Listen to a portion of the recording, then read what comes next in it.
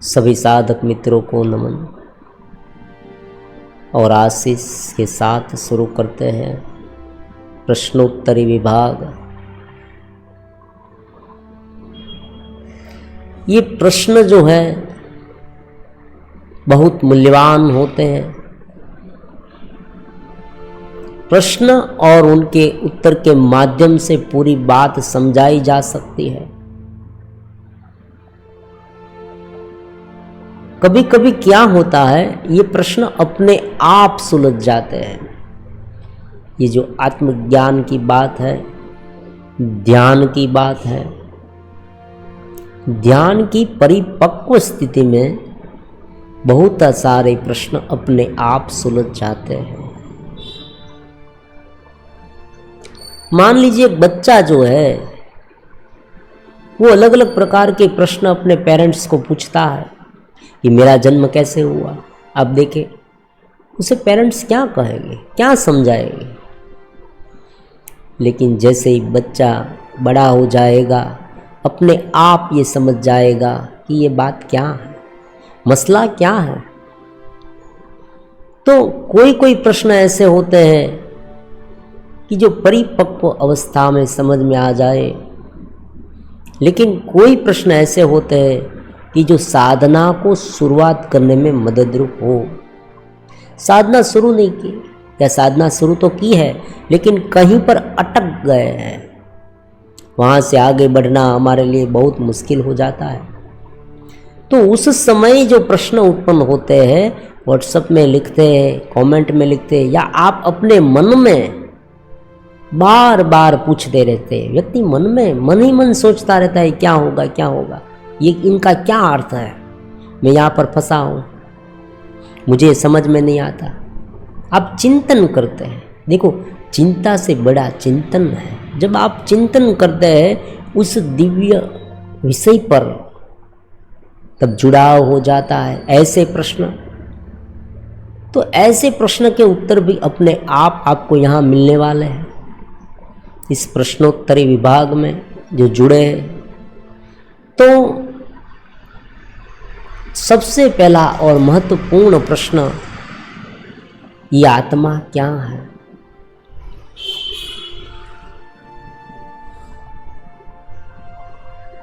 ये प्रारंभिक प्रश्न है, ये आत्मा क्या। हमने बहुत बार सुना होगा कि आत्मा को जाने बिना ये जो जन्म मरण का, मृत्यु का जो फेरा है, भवाटवी का फेरा, वो टल नहीं सकता। तो ये आत्मा क्या है। आत्मा को जाने बिना आत्मज्ञान हो गया, उसे आत्मज्ञान हो गया। कोई व्यक्ति ये भी कहता है, कोई व्यक्ति ये कहता है कि एनलाइटमेंट हो गया, प्रबुद्ध स्थिति प्राप्त हो गई। कोई ये भी कहता है भगवान के दर्शन हो गए। तो ये आत्मा वास्तव में क्या है, क्या है ये फंडा। उपनिषद काल से जो चली आ रही हमारी सनातन धर्म की ज्ञान की धारा है, उसमें ये आत्मा क्या है।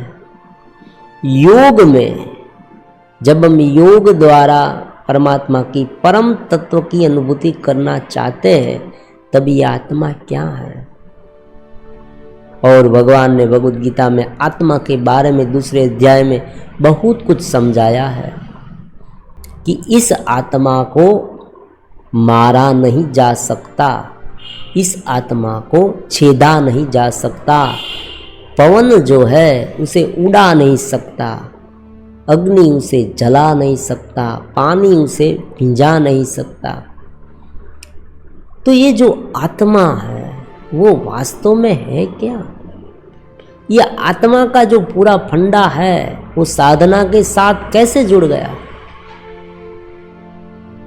मूलभूत रूप से आप देखें तो आत्मा को अगर सहज रूप से एक ही शब्द में और बहुत ही शॉर्ट में वर्णन करना हो तो हम ये कह सकते हैं कि हम, हमारे भीतर हमारा स्वरूप। अब देखो भीतर जैसे हम बोलते हैं ना, तब क्या सोच उभर के आती है।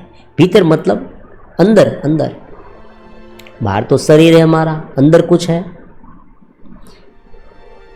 यहाँ जो सोचने की पूरी पद्धति है वो कैसी है? आत्मा का जो पूरा विश्लेषण है वो सबसे पहले कहाँ से उत्पन्न होता है? अनुभव से। मैं हूं का अनुभव, ये आत्मा का प्रमुखगत सिद्धांत है। उपनिषद कहते हैं कि मैं हूं, ये जो अनुभव हो रहा है हमें, ये आत्मा है। अब देखो, मैं हूं के साथ जो शरीर का अनुभव हो या हमारी एंटाइटी जो है, मान लीजिए कोई व्यक्ति टीचर है, कोई व्यक्ति डॉक्टर है, तो ये सब नहीं यहाँ ध्यान में लेना, लेकिन केवल मैं हूं, मैं हूं। मुझे दुख होता है, मुझे हर्ष होता है, मुझे आनंद होता है, मुझे ईर्ष्या होती है, चिंता होती है, ये सब मुझे अनुभव में आता है। तो जो अनुभव करता है मेरे भीतर, मुझे अच्छा लगता है। आप देखिए, कोई युवा है,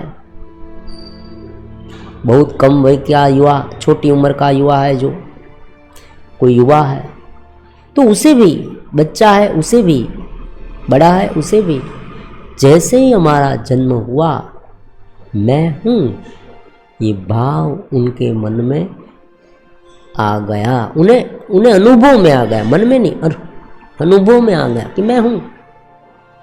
तो ये जो मैं हूं का भाव है वो आत्मा है।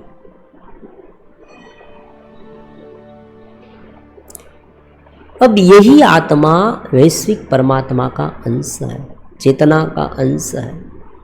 उनका मतलब ये हुआ कि हमारे भीतर जो मैं हूं का केवल भाव है। देखो, उनके साथ कुछ मिला नहीं है। आप समझे, कोई व्यक्ति ये कह रहा है कि मैं भगवान हूं, मान लीजिए कोई व्यक्ति ये कह रहा है मैं भगवान हूं, तो जब वो व्यक्ति बोल रहा है तो उनके साथ ये शरीर नहीं जुड़ना चाहिए, ये मन नहीं जुड़ना चाहिए, उनकी एंटाइटी नहीं जुड़नी चाहिए।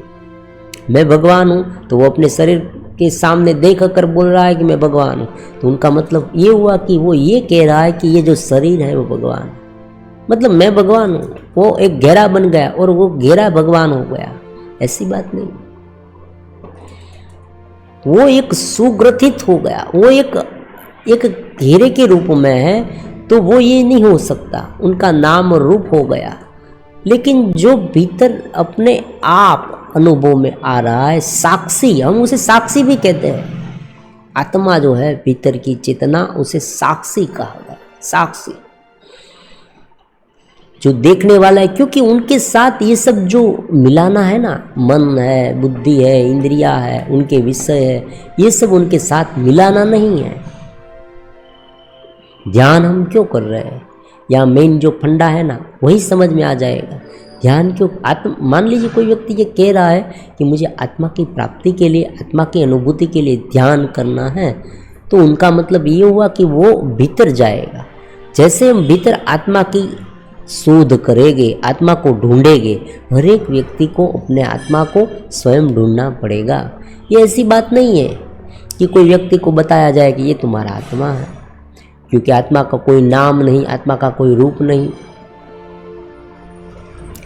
आत्मा भीतर की जो चेतना करंट है, जो चैतन्य है, जो अति बुद्धिमान है, जो सर्वशक्तिमान होते हुए भी अलग रूप से नहीं दिखता,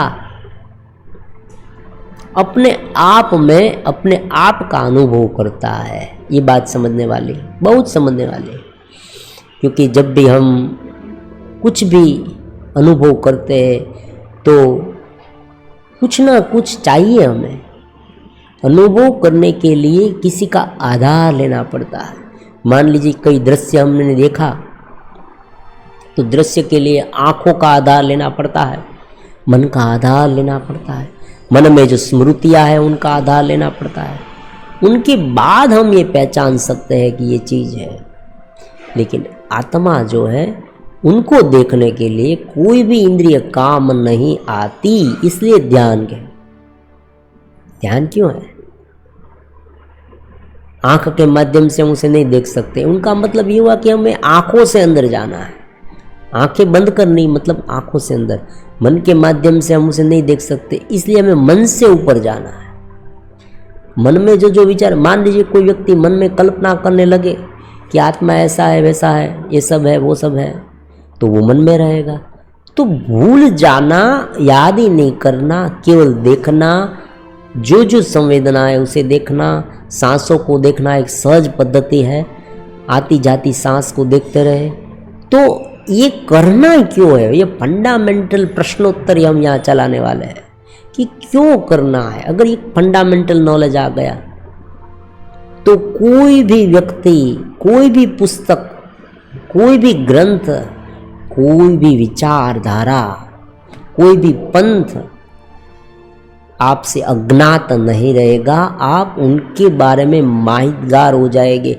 जैसे ही आप उनके बारे में सोचेंगे आपको सब कुछ पता चल जाएगा। आप तुरंत कहेंगे कि भाई यहाँ जो सिद्धांत है ना वो इस तरह से है। तो भीतर जो कुछ है, जो हमें अनुभव में आ रहा है, जो आज बाहर अनुभव में आ रहा है ना, मान लीजिए आपने बाहर जो जो देखा, जो जो सुना, जो जो स्पर्श किया, वो सब जिनके माध्यम से अनुभव में आ रहा है वो आत्मा है। मैं हूं का भाव सबसे पहले होता है, मैं हूं। आप समझे, यही बात समझ लीजिए। आप ये भी कहेंगे कि भाई ये तो मन पर हो गया। सभी प्रकार के पहलू को ध्यान में लेना चाहिए।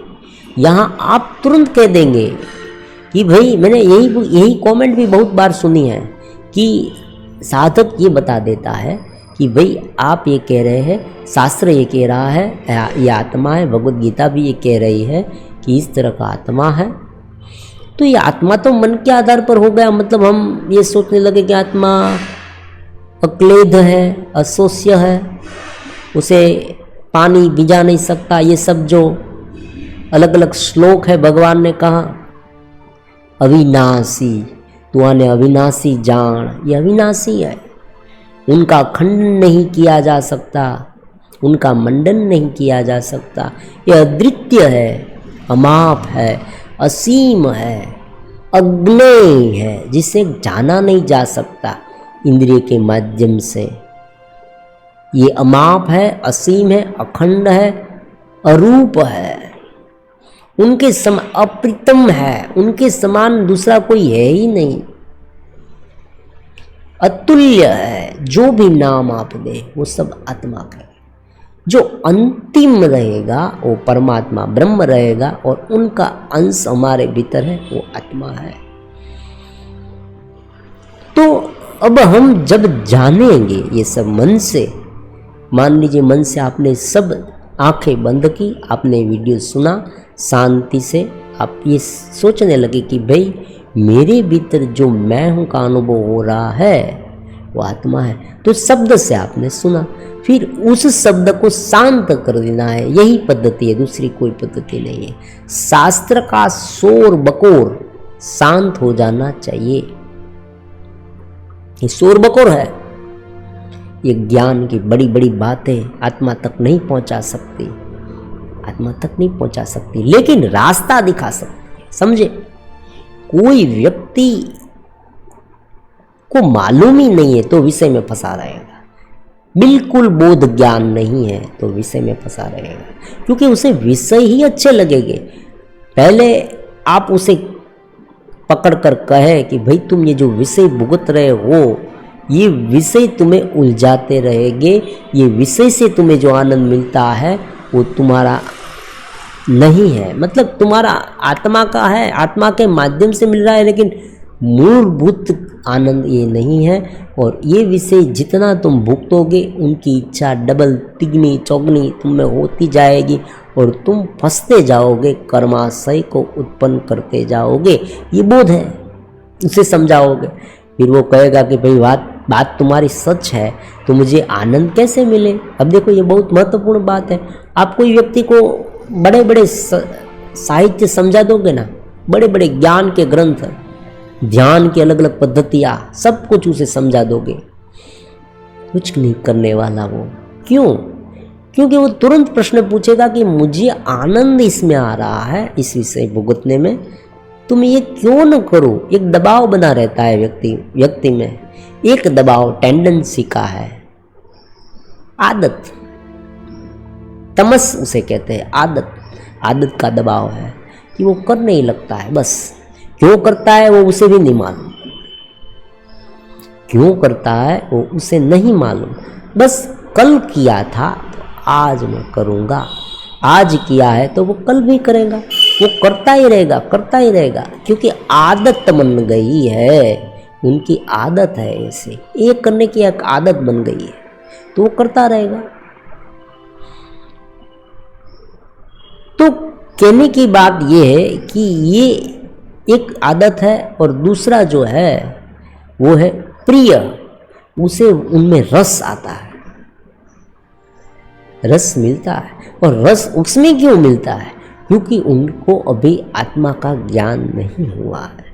जब अपरोक्ष अनुभूति हो जाए, जब उसे पहले शब्द से ज्ञान हो जाता है कि मेरे भीतर चेतना है, वही चेतना के माध्यम से मैं ये सब देख रहा हूं,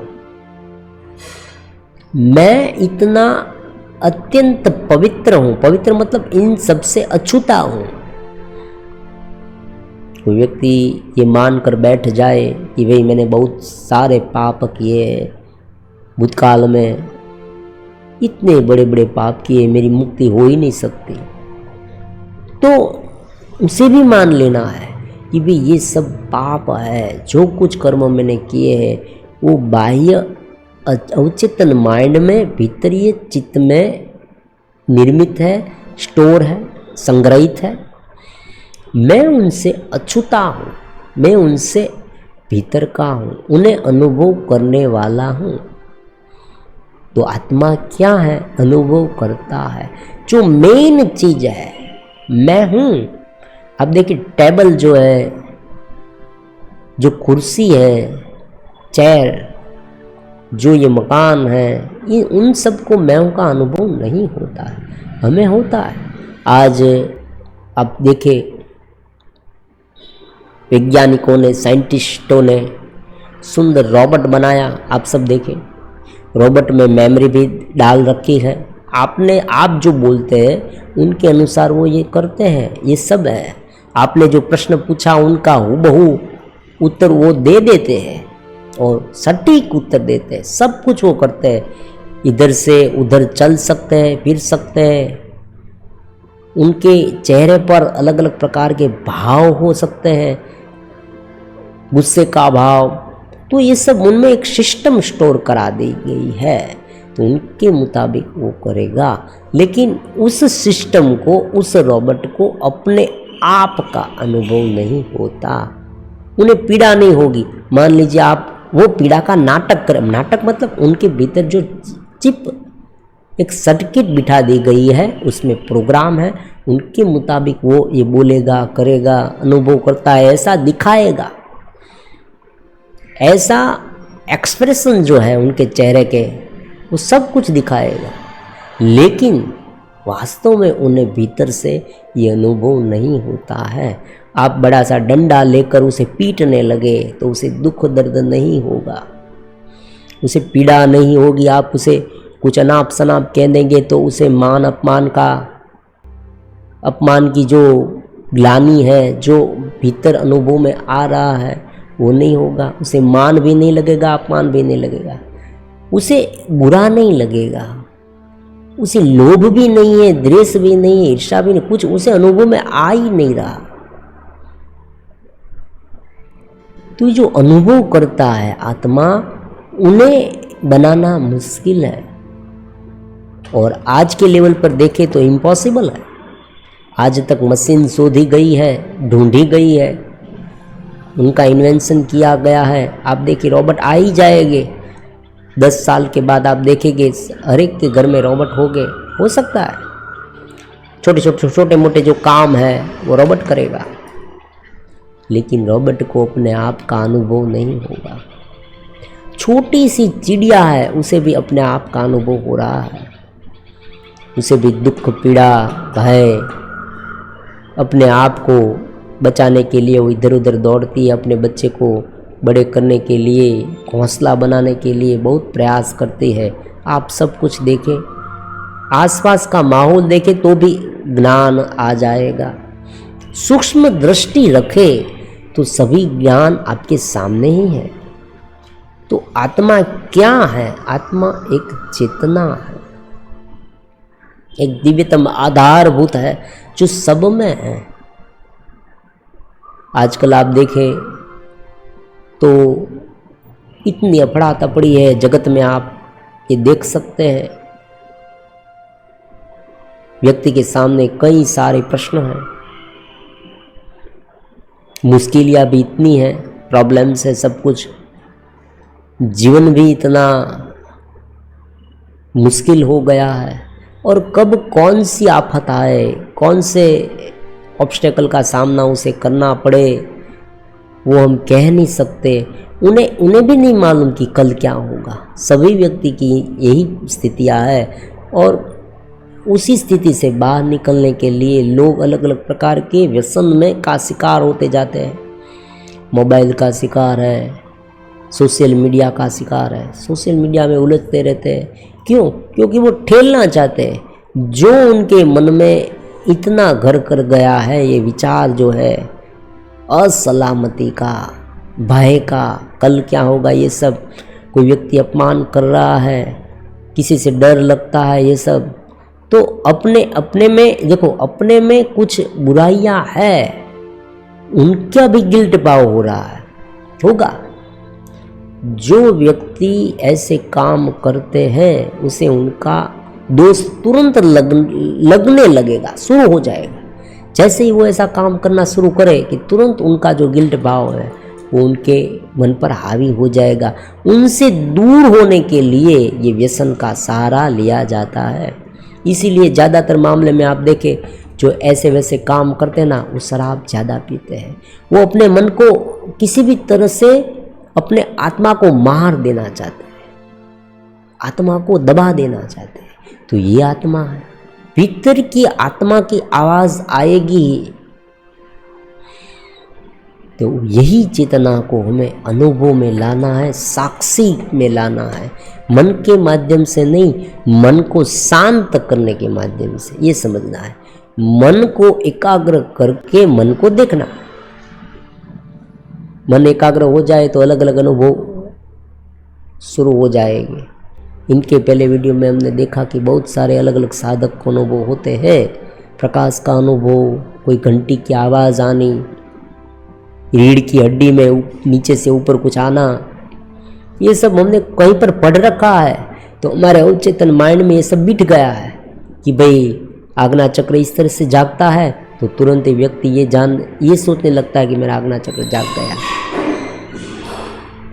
तो ये अलग अलग प्रकार की बहुत सारे सर्कस, बहुत सारे अलग अलाप प्रलाप जो है वो हमारे मन में इस तरह से उत्पन्न होते ही रहते हैं। और हम इस जगत को हम साधना में भी यंत्राय के रूप में हमारे सामने आते हैं। तो ये सब हमने देखा। तो जो चेतना आत्मा भीतर की है उसे मूलभूत रूप से जानना चाहिए। और ये आत्मा कैसी है? हमारा मेन आधार है। अब ये आत्मा पर कौन कौन सी उपाधियां लगती है, उनके बाद वाले